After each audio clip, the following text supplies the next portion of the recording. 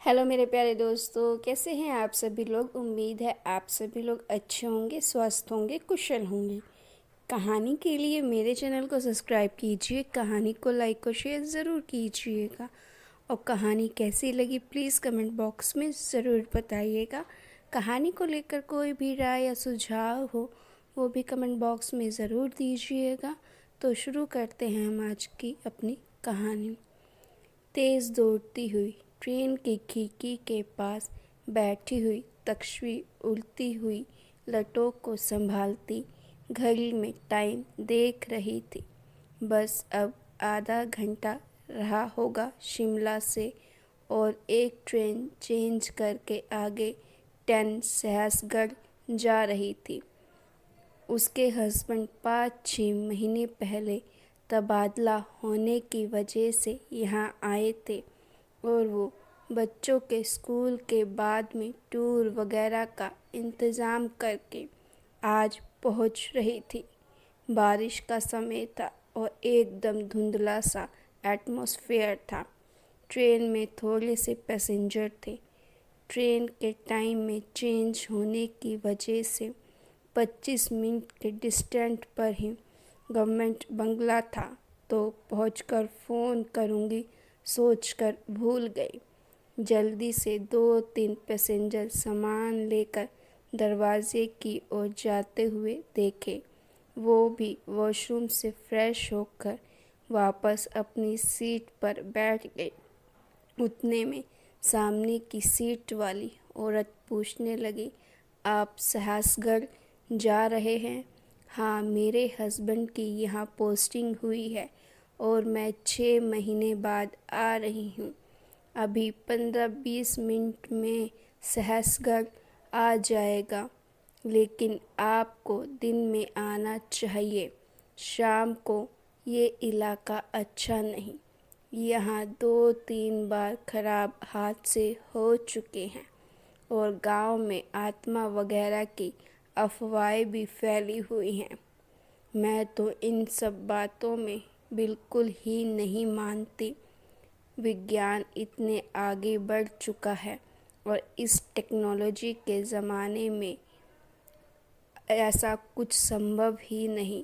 मैं तो काफ़ी अनजान जगहों पर रही हूँ। इनका काम ही ऐसा है कि मुझे बहुत बार अकेले रहना पड़ता है। अब तो काफ़ी हिम्मत आ गई है। हाँ, लेकिन ये नेटवर्क का भी कोई ठिकाना नहीं यहाँ। हमारा गांव नज़दीक में ही है। सब लोग बातें करते हैं, वो सुनते रहते हैं। हाँ, मेरे हस्बैंड भी किसी हादसे के बारे में बता रहे थे। काफ़ी सुनसान इलाका है, लेकिन गवर्नमेंट के हाउस हैं और सब सुविधाएं भी हैं। वो औरत ये सुनकर चुप हो गई और तक्षवी ने फ़ोन लगाकर उद्देश्य से बात करनी चाही, लेकिन डिस्टरबेंस की वजह से बार बार कुछ सुनाई नहीं दे रहा था। स्टेशन पर ट्रेन के रुकते ही धीमी सी बारिश में खड़ी होकर सामने खड़े हुए कूली को आवाज़ दी और 2 पैसेंजर उतरे थे। वो रेल की पटरी क्रॉस करके सामने की ओर चले गए। अपने हस्बैंड उद्देश्य को फ़ोन लगाया, लेकिन नेटवर्क नहीं था। बारिश तेज़ होने लगी थी।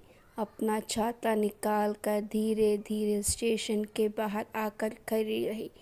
घने पेड़ों से लिपटा हुआ पूरा इलाका और छोटा सा स्टेशन ऑफिस कोहरे में आधा ढक गया था।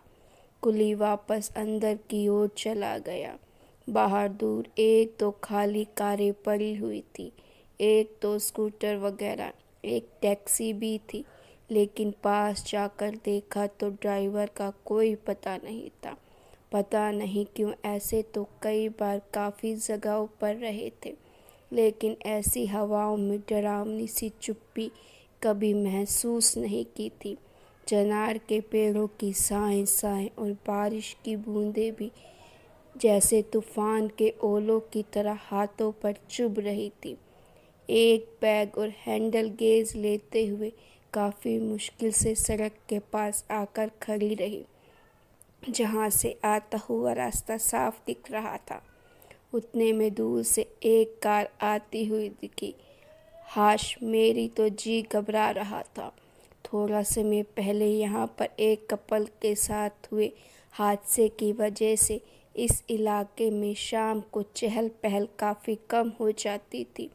उद्देश्य की कही हुई बात याद आते वापस तक्षवी के रोंगटे खड़े हो गए और इतनी ठंड में भी रुमाल से मुंह पर से पसीना पोंछने लगी।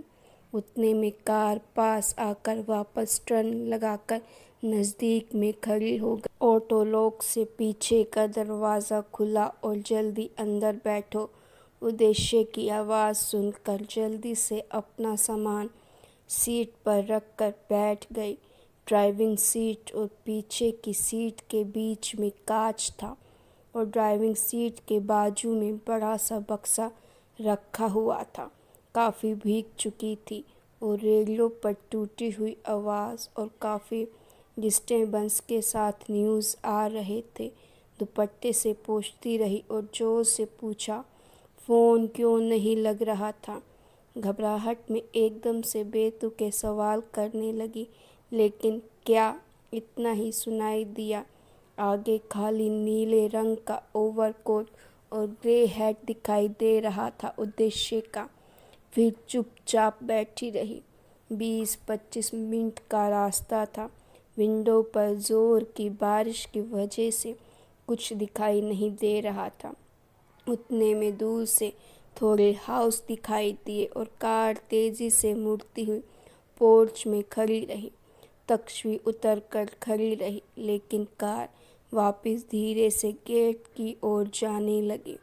अंदर से बाय करता हुआ हाथ देखकर उसने भी बाय किया और उद्देश्य कहीं किसी काम से वापस जाकर आ रहा है सोच जल्दी से हैंडलैग लेकर सामने के ऊंचे स्टेप्स पर चढ़ती हुई दरवाजे के पास खड़ी रही और डोर बेल बजाई।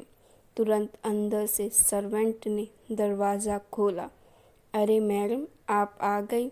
हाँ काका, मेरा सामान ले लीजिए बाहर से, कहकर अंदर आई और सर्वेंट कहने लगा, सुबह की गाड़ी से ही आना चाहिए। यहाँ पर जिस औरत को बलात्कार करके उसके हस्बैंड को भी मार डाला था, उसकी आत्मा घूमती है, लेकिन अच्छी आत्मा है, सबको बचाता है। और एकदम से तक्षवी हंस दी। क्या आप भी काका, कहकर डाइनिंग की ओर जाने लगी।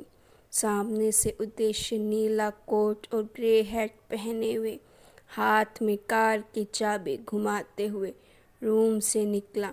तुम इतनी जल्दी आ गई, मैं अभी तुम्हें लेने ही निकलने वाला था।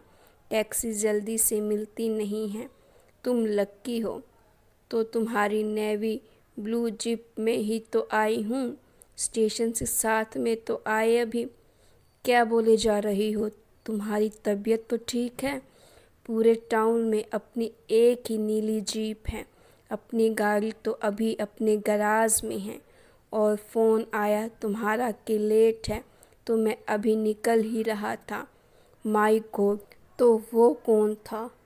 कहीं वो? और तक्षवी बेहोश होकर गिर पड़ी। तो गाइस, आपको ये स्टोरी कैसी लगी? अगर आपको ये स्टोरी अच्छी लगी है तो प्लीज़ स्टोरी को लाइक कीजिएगा, मेरे चैनल को सब्सक्राइब कीजिएगा और जिन्होंने सब्सक्राइब किया हुआ है उन्हें तहे दिल से धन्यवाद।